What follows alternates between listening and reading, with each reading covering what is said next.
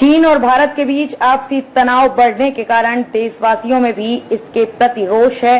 शहीद हुए जवानों को श्रद्धांजलि देते हुए देशवासी चीन के प्रति अपना गुस्सा जाहिर करने में लगे हुए हैं। आज हमने दर्शकों को उस पंचशील समझौते के बारे में बताएंगे जो चीन और भारत के बीच 1994 में पंजाब के नंगल शहर में हुआ था, जहां हिंदी चीनी भाई भाई के नारे लगे थे। शांति और आपसी भाईचारे को बढ़ावा देने के लिए भारत हमेशा प्रयासरत रहा है। वर्ष 1954 में भाखड़ा बांध के निर्माण के समय भी देश के पहले प्रधानमंत्री पंडित जवाहरलाल नेहरू ने चीन के साथ अच्छे संबंध बनाने के लिए उनके पहले प्रीमियर यानी कि प्रधानमंत्री चाओ एन लाई को भारत आमंत्रित किया था। दोनों नेताओं के बीच 28 अप्रैल 1954 को नंगल के विश्राम गृह सतलुज सदन में ऐतिहासिक पंचशील समझौता हुआ था और इसी समझौते के बाद हिंदी चीनी भाई भाई के नारे लगाए गए थे। समझौते के बाद लगा था हिंदी चीनी भाई भाई का नारा। नंगल में मौजूद हैं समझौते के प्रमाण।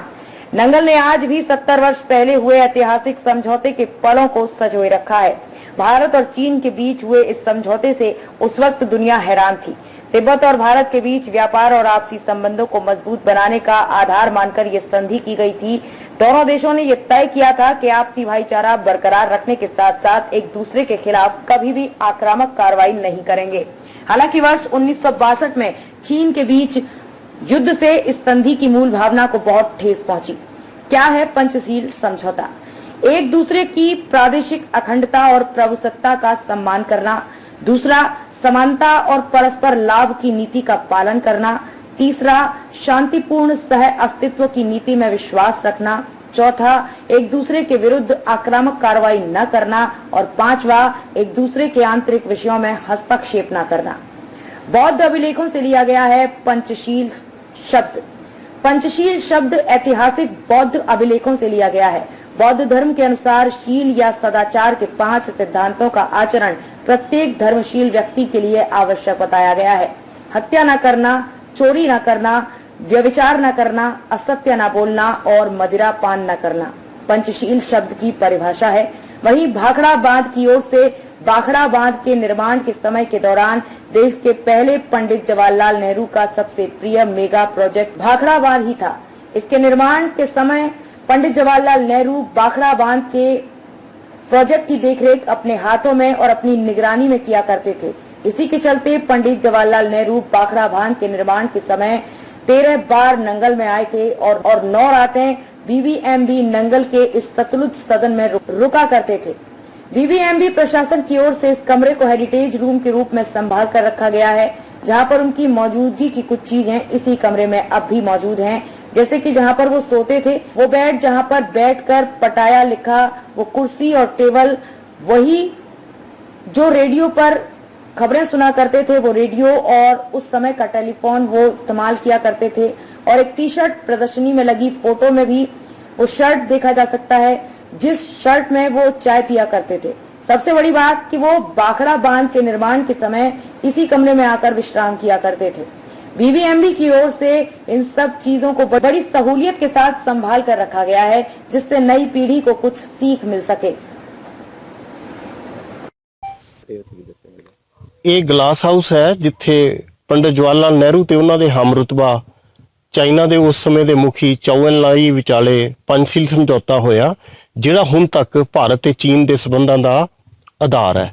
पंचशील समझौता 5 सिद्धांत है जिन्हां दी ये फाउंडेशन मोटे तौर पर पंजाबी च समझ लो कि एक दूजे के अंदरूनी मामलों च दखल नहीं देना, एक दूजे की प्रभु सत्ता का सन्मान करना ते एक दूजे नाल जेड़े भी मसले आ वो बैठ के आपां हल करने और आपसी व्यापार ते एक दूजे की डिवेलपमेंट नूं तरजीह देनी। इसे करके चाहे जो मर्जी कहो चाइना नाल साडा व्यापार बहुत ज़्यादा है, बहुत ज़्यादा अमेरिका के बराबर है। देखो चाइना दे नाल साडी डिस्टरबेंस सी है और रहेगी, क्योंकि चाइना दे नाल साडा बॉर्डर बहुत लंबा है ते वो बॉर्डर ते थोड़ी बहुत ही डिस्टरबेंस रहनी है। पर तुसी एक देखिया होना कि डोलकॉम च भी डिस्टरबेंस हुई या हुण वखरी वखरी जगह लेह दे विच भी डिस्टरबेंस हुंदी है, पर एक दूजे ते हमले वाली कोई गल नहीं। ਜਦੋਂ ਉਹਨਾਂ ਨੇ ਸਾਡੇ ਸੈਨਿਕ ਵੀ ਮਾਰੇ ਤਾਂ ਉਹਨਾਂ ਕੋਲ ਅਤੀ ਆਧੁਨਿਕ ਵੈਪਨ ਹੈ, ਪਰ ਉਹ ਪਰੰਪਰਾਗਤ ਹਥਿਆਰ ਹੀ ਉਹਨਾਂ ਵੱਲੋਂ ਚਲਾਏ ਗਏ ਜਾਂ ਸਾਡੇ ਵੱਲੋਂ ਚਲਾਏ ਗਏ। ਸਰਕਾਰ ਵੱਲੋਂ ਕੋਈ ਐਸਾ ਦੋਨੋਂ ਪਾਸਿਓਂ ਹਮਲੇ ਵਾਲੀ ਕੋਈ ਆਸ਼ੰਕਾ ਨਹੀਂ ਹੈ। ਪੰਚਸ਼ੀਲ ਸਮਝੌਤੇ ਕਰਕੇ ਹੀ ਅੱਜ ਸਾਡੇ ਸਬੰਧ ਵਪਾਰ ਤੇ ਕੂਟਨੀਤਿਕ ਸਬੰਧ ਬੜੇ ਸੁਪਰੀਮ ਸਿਖਰ ਤੇ ਹੈ ਤੇ ਇਹ ਹੀ ਸਾਡੀ ਫਾਊਂਡੇਸ਼ਨ ਹੈ ਔਰ ਇਹੀ ਰਹੇਗਾ, ਕਿਉਂਕਿ ਇਹਦੇ ਵਿੱਚ ਸਾਰੀ ਚੀਜ਼ ਪਹਿਲਾਂ ਹੀ ਹੈ ਜਿਹੜੀ ਅਸੀਂ ਵੀ ਚਾਹੁੰਦੇ ਹਾਂ ਤੇ ਚਾਈਨਾ ਵੀ ਚਾਹੁੰਦਾ ਹੈ। ਜਦੋਂ ਸਾਡਾ ਦੇਸ਼ ਆਜ਼ਾਦ ਹੋਇਆ ਸੀ, ਸਾਡੇ ਦੇਸ਼ ਦੇ ਆਜ਼ਾਦ ਹੋਣ ਤੋਂ ਬਾਅਦ ਸਾਡੀਆਂ ਬੜੀਆਂ ਸਮੱਸਿਆ ਸੀਗੀਆਂ। ਉਹਨਾਂ ਸਮੱਸਿਆ ਨੂੰ ਸਹੀ ਰੱਖਦੇ ਹੋਏ ਜਦੋਂ ਸਾਡਾ ਦੇਸ਼ ਆਜ਼ਾਦ ਹੋ ਗਿਆ ਤਾਂ ਜਿਹੜੇ ਸਾਡੇ ਪੜੋਸੀ ਦੇਸ਼ ਸੀ ਉਹਨਾਂ ਨਾਲ ਵਿਦੇਸ਼ ਨੀਤੀ ਦੇ ਮੁਤਾਬਕ ਆਪਾਂ ਆਪਣੇ ਦੇਸ਼ ਨੂੰ ਕਿਵੇਂ ਚਲਾਉਣਾ ਸੀ, ਇਹ ਪੰਚਸ਼ੀਲ ਸਮਝੌਤਾ ਉਹਦਾ ਇੱਕ ਹਿੱਸਾ ਸੀ। ਚਾਈਨਾ ਦੇ ਨਾਲ ਜਿਹੜਾ ਪੰਚਸ਼ੀਲ ਸਮਝੌਤਾ ਹੋਇਆ ਸੀ ਉਹਦੇ ਵਿੱਚ ਤਿੱਬਤ ਨੂੰ ਲੈ ਕੇ ਵੱਡੀ ਗੱਲ ਸੀ ਕਿ ਤਿੱਬਤ ਨੂੰ ਚਾਈਨਾ ਦਾ ਹਿੱਸਾ ਕਿਵੇਂ ਮੰਨਿਆ ਜਾਏ। ਉਹ ਜਿਹੜਾ ਸਮਝੌਤਾ ਸੀ ਇਹ ਸਾਡੇ ਜਿਹੜੇ ਮੌਜੂਦਾ ਉਸ ਸਮੇਂ ਦੇ ਪ੍ਰਧਾਨ ਮੰਤਰੀ ਪੰਡਿਤ ਜਵਾਹਰ ਲਾਲ ਨਹਿਰੂ ਸੀ, ਉਹਨਾਂ ਦੀ ਕੂਟਨੀਤੀ ਦੇ ਨਾਲ ਇਹ ਸਮਝੌਤਾ ਹੋਇਆ ਸੀ। ਇਸ ਸਮਝੌਤੇ ਦੀਆਂ ਵਿੱਚ 5-6 ਚੀਜ਼ਾਂ ਸੀ। ਉਹਨਾਂ ਚੀਜ਼ਾਂ ਦਾ ਅਲੱਗ-ਅਲੱਗ ਵਿਆਖਿਆਨ ਹੈ ਉਹਨਾਂ ਵਿੱਚ। ਪਹਿਲੀ ਗੱਲ ਤਾਂ ਸੀਗੀ ਕਿ ਜਿਹੜਾ ਸਾਡਾ ਦੇਸ਼ ਸੀ ਤੇ ਚਾਈਨਾ ਸੀ, ਸਾਡਾ ਦੋਨਾਂ ਦਾ ਆਪਸ ਵਿੱਚ ਸੰਧੀ ਹੋਈ ਸੀ ਕਿ ਅਸੀਂ ਇੱਕ ਦੂਜੇ ਦੇ ਇੰਟਰਨਲ ਮਾਮਲੇ ਦੇ ਵਿੱਚ ਅੰਦਰ ਦੀਆਂ ਜਿਹੜੀ ਸਾਡੀ ਡੈਮੋਕ੍ਰੇਸੀ ਦਾ ਜਿਹੜਾ ਸਿਸਟਮ ਸੀ ਉਹਦੇ ਵਿੱਚ ਅਸੀਂ ਕੋਈ ਵੀ ਦਖਲ ਅੰਦਾਜ਼ੀ ਨਹੀਂ ਕਰਾਂਗੇ। ਦੂਸਰੀ ਗੱਲ ਇਹ ਸੀ ਕਿ ਜਿਹੜਾ ਸਾਡਾ ਜਿਹੜਾ ਦੇਸ਼ ਸੀ ਨਾਲ ਸਾਡਾ ਚਾਈਨਾ ਬਾਰਡਰ ਲੱਗਦਾ ਸੀ। ਸਾਡੇ ਦੇਸ਼ ਦੇ ਜਿਹੜੇ ਉਸ ਸਮੇਂ ਜਵਾਹਰ ਲਾਲ ਨਹਿਰੂ ਸੀ ਉਹਨਾਂ ਨੇ ਇੱਕ ਨੀਤੀ ਅਪਣਾਈ ਸੀ ਕਿ ਅਗਰ ਅਸੀਂ ਉੱਥੇ ਸੜਕਾਂ ਬਣਾ ਦੇਵਾਂਗੇ ਤਾਂ ਚਾਈਨਾ ਨੂੰ ਆਸਾਨ ਹੋ ਜਾਏਗਾ, ਸਾਡੇ ਪਰ ਕਦੇ ਵੀ ਹਮਲਾ ਕਰ ਸਕਦੀ ਸੀ। ਦੂਜੀ ਲਾਈਨ ਇਹ ਸੀਗੀ ਕਿ ਜਿਹੜਾ ਸਮਝੌਤਾ ਸੀ ਉਹਦੇ ਵਿੱਚ ਚਾਈਨਾ ਨਾ ਸਾਡੇ ਤੇ ਹਮਲਾ ਕਰਾਂਗਾ ਨਾ ਅਸੀਂ ਚਾਈਨਾ ਤੇ ਕਦੇ ਹਮਲਾ ਕਰਾਂਗੇ। ਅੰਤਰਰਾਸ਼ਟਰੀ ਮਾਮਲੇ ਦੇ ਵਿੱਚ ਤੀਜੀ ਗੱਲ ਸੀ ਕਿ ਅੰਤਰਰਾਸ਼ਟਰੀ ਮਾਮਲੇ ਦੇ ਵਿੱਚ ਅਸੀਂ ਇੱਕ ਦੂਜੇ ਦਾ ਕੱਦ ਵਧਾਵਾਂਗੇ। ਮੰਨ ਲਓ ਪੂਰਾ ਦੇਸ਼ ਪੂਰਾ ਵਰਲਡ ਇੱਕ ਪਾਸੇ ਹੁੰਦਾ ਤੇ ਜੇ ਸਾਡੇ ਦੋਹਾਂ ਦੇਸ਼ਾਂ ਦੀ ਕਿਤੇ ਗੱਲ ਆਉਂਦੀ ਹੈ ਤਾਂ ਅਸੀਂ ਚਾਈਨਾ ਦੀ ਪੈਰਵਾਈ ਕਰਾਂਗੇ ਤੇ ਚਾਈਨਾ ਸਾਡੀ ਪੈਰਵਾਈ ਕਰੇਗੀ। ਚੌਥਾ ਸੀ ਕਿ ਜਿਹੜਾ ਵਪਾਰ ਸੀ ਦੋਨੇ ਦੇਸ਼ ਵੱਡੇ ਸੀ, ਭਾਰਤ ਵੀ ਤੇ ਚਾਈਨਾ ਵੀ, ਦੋਨਾਂ ਦੀ ਆਬਾਦੀ ਪੂਰੀ ਦੁਨੀਆ ਨਾਲ ਤੋਂ ਅਲੱਗ ਸੀ ਔਰ ਜ਼ਿਆਦਾ ਸੀ। ਕੂਟਨੀਤੀ ਦੇ ਮੁਤਾਬਕ ਜਿਹੜੀ ਬਾਜ਼ਾਰ ਸੀ ਚਾਈਨਾ ਦਾ ਤੇ ਇੰਡੀਆ ਦਾ ਬਾਜ਼ਾਰ ਬਹੁਤ ਵੱਡਾ ਸੀ। ਸਾਡਾ ਕੱਚਾ ਮਾਲ ਬਣ ਕੇ ਉੱਥੇ ਜਾਏ, ਉੱਥੋਂ ਦਾ ਮਾਲ ਇੱਥੇ ਆ ਕੇ ਬਣਦੇ ਹੋਏ ਤਾਂ ਉਹਦੇ ਨਾਲ ਜਿਹੜਾ ਸਾਡੇ ਦੇਸ਼ ਦੋਹੇ ਤਰੱਕੀ ਕਰਦਾ ਸੀ। ਇਹਦੇ ਵਿੱਚ ਕੂਟਨੀਤੀ ਦੇ ਮੁਤਾਬਕ ਜਿਹੜੀ ਵਿਦੇਸ਼ ਨੀਤੀ ਸੀ ਇਹਦੇ ਵਿੱਚ ਸਾਡਾ ਮਾਲ ਚਾਈਨਾ ਜਾਏ ਤੇ ਚਾਈਨਾ ਦਾ ਮਾਲ ਸਾਡੇ ਦੇਸ਼ ਵਿੱਚ ਆਏ। ਇਹ ਵੀ ਉਸ ਸਮੇਂ ਸਮਝੌਤੇ ਦੇ ਵਿੱਚ ਗੱਲ ਸੀ ਜਿਹੜਾ ਅੱਜ ਵੀ ਲਾਗੂ ਹੈ। ਇੱਕ ਲਾਸਟ ਵਿੱਚ ਸੀ ਇਹ ਕਿ ਅਸੀਂ ਕਦੇ ਵੀ ਇੱਕ ਦੂਜੇ ਪਰ ਕਦੇ ਵੀ ਹਮਲਾ ਨਹੀਂ ਕਰਾਂਗੇ, ਕਦੇ ਵੀ ਵਾਰ ਨਹੀਂ ਕਰਾਂਗੇ, ਕਦੇ ਵੀ ਲੜਾਈ ਨਹੀਂ ਕਰਾਂਗੇ। ਪਰ ਚਾਈਨਾ ਜਿਹੜਾ ਗਾ ਉਹ ਅੱਜ ਵੀ ਕਨਫਿਊਜ਼ਡ ਦੇਸ਼ ਹੈ। ਉਹ ਕਦੇ ਵੀ ਜਿਵੇਂ 1962 ਦੀ ਗੱਲ ਇਹ ਸਮਝੌਤਾ ਹੋਣ ਦੇ ਬਾਵਜੂਦ ਵੀ ਉਹਨੇ 1962 ਦੇ ਵਿੱਚ ਸਾਡੇ ਤੇ ਉੱਤੇ ਹਮਲਾ ਕਰਦਾ ਸੀ। ਖੈਰ ਉਹ ਇੱਕ ਅਲੱਗ ਚੀਜ਼ ਹੈ। ਪਰ ਇੱਕ ਨਾਲ ਇਹ ਸੀਗਾ ਵੀ ਜਿਹੜਾ ਸਾਡਾ ਇਹ ਸਮਝੌਤਾ ਸੀ, ਸਾਡਾ ਦੇਸ਼ ਇੱਕ ਸ਼ਾਂਤੀ ਪ੍ਰਿਯ ਦੇਸ਼ ਸੀਗਾ। ਇਹ ਸਾਡੀ ਜਿਹੜੀ ਸ਼ਾਂਤੀ ਨੂੰ ਬਰਕਰਾਰ ਰੱਖਦੇ ਹੋਏ ਪੂਰੇ ਵਰਲਡ ਦੇ ਵਿੱਚ ਇਹ ਗੱਲ ਲਾਗੂ ਹੋ ਗਈ ਔਰ ਪੂਰੇ ਵਰਲਡ ਦੇ ਵਿੱਚ ਇੱਕ ਸੁਨੇਹਾ ਚਲਾ ਗਿਆ ਵੀ ਜਿਹੜਾ ਹਿੰਦੁਸਤਾਨ ਦੇਸ਼ ਹੈ ਇਹ ਸ਼ਾਂਤੀ ਚਾਹੁੰਦਾ ਹੈ, ਇਹ ਕਦੇ ਲੜਾਈ ਮਾਰ ਕਟਾਈ ਦੇ ਵਿੱਚ ਵਿਸ਼ਵਾਸ ਨਹੀਂ ਕਰਦਾ। ਇਹਦੇ ਨਾਲ ਜਿਹੜਾ ਸਾਡਾ ਦੇਸ਼ ਦਾ ਕੱਦ ਸੀ ਉਸ ਸਮੇਂ ਬਹੁਤ ਜ਼ਿਆਦਾ ਉੱਚਾ ਹੋ ਗਿਆ। ਨਵਾਂ ਸਾਡਾ ਦੇਸ਼ ਆਜ਼ਾਦ ਹੋਇਆ ਸੀ। ਉਸ ਆਜ਼ਾਦੀ ਦੇ ਨਾਲ ਇਹ ਵਿਦੇਸ਼ ਹੋਇਆ ਸੀ। ਉਸ ਆਜ਼ਾਦੀ ਦੇ ਨਾਲ ਇਹ ਵਿਦੇਸ਼ ਨੀਤੀ ਜਿਹੜੀ 28-29 ਅਪ੍ਰੈਲ 1954 ਦੇ ਵਿੱਚ ਜਿਹੜਾ ਇੱਥੇ ਜਿੱਥੇ ਆਪਾਂ ਸਤਲੁਜ ਸਦਨ ਹੈ ਇੱਥੇ ਬੈਠ ਕੇ ਸਮਝੌਤਾ ਹੋਇਆ ਸੀ। ਚਾਈਨਾ ਦੇ ਜਿਹੜੇ ਇਸ ਵੇਲੇ ਪ੍ਰਧਾਨ ਮੰਤਰੀ ਸਾਡੇ ਦੇਸ਼ ਦੇ ਪ੍ਰਧਾਨ ਮੰਤਰੀ ਸੀ ਉਹਨਾਂ ਨੇ ਕੀਤਾ ਸੀ। ਸਾਡਾ ਦੇਸ਼ ਜਿਹੜਾ ਗਾ ਇਹ ਡੈਮੋਕ੍ਰੇਟਿਕ ਹੈ, ਡੈਮੋਕ੍ਰੇਟਿਕ ਦੇ ਨਾਲ ਯੂਨੀਅਨ ਹੈ।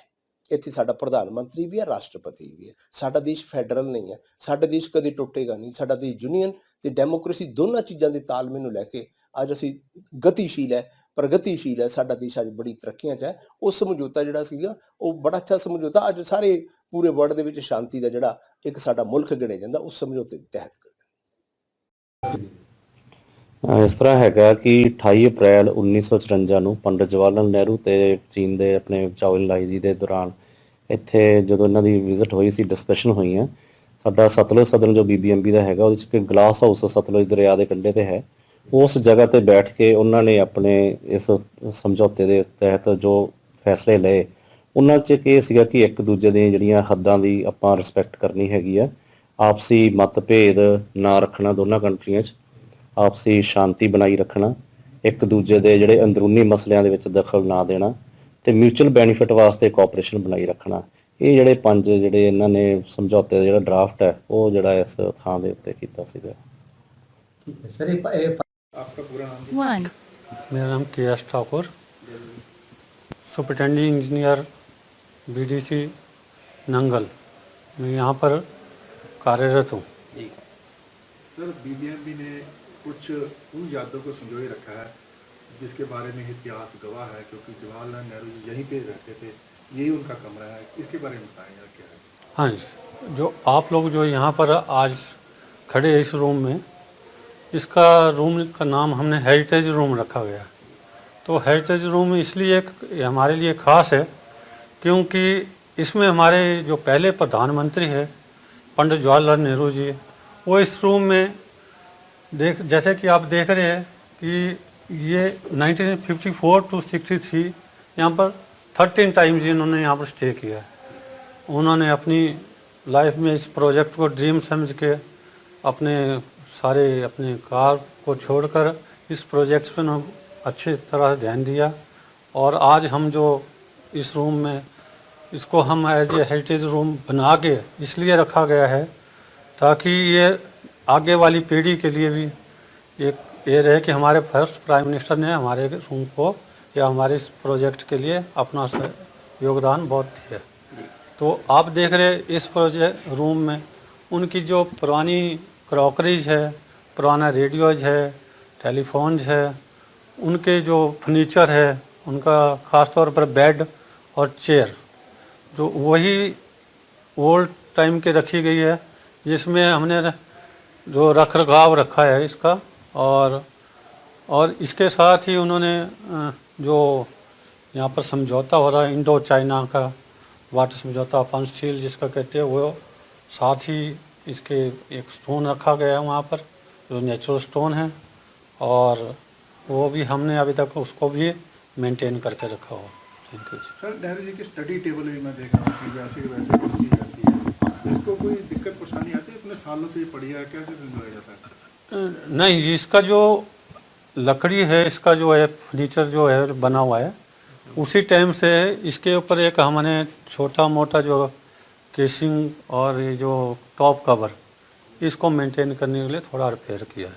बाकी तो ये भी उनके कप जिसमें चाय या नाश्ता वो भी संजोए हैं? बिल्कुल जी, वो आपके सामने यहाँ पर है, उसी टाइम के वो रखे गए हैं। और जो उनके जो एनिशियंट फोटोज है पुराने टाइम के, उसके अंदर भी ये कप और प्लेट आप देख सकते हो, जिसमें वो खाना खाते हुए कभी भी आप फोटोज में देखिए, वही हमने सेम वही रखे हुए। सर, कहीं ना कहीं गर्व की बात आती है कि पंचशील समझौता जो था बागड़ का प्यास रहा, लेकर नेहरू का कमरा है, ये दिल्ली में चले गया, कहीं ना कहीं आपको एक गर्व की महसूस होता है, गर्वान्वित होते हैं सर? चलो हमारे लिए तो गर्व है। चलो हम तो उस टाइम तो हम बहुत थे नहीं, इस टाइम हम इस दुनिया में नहीं हो गए, पर फिर भी देखो आज हम जिस पोजीशन पर बैठे हैं तो इस जगह पर वो ठहरे हैं, तो हम BBMBA वालों के लिए भी इसके लिए बहुत बड़ा गर्व।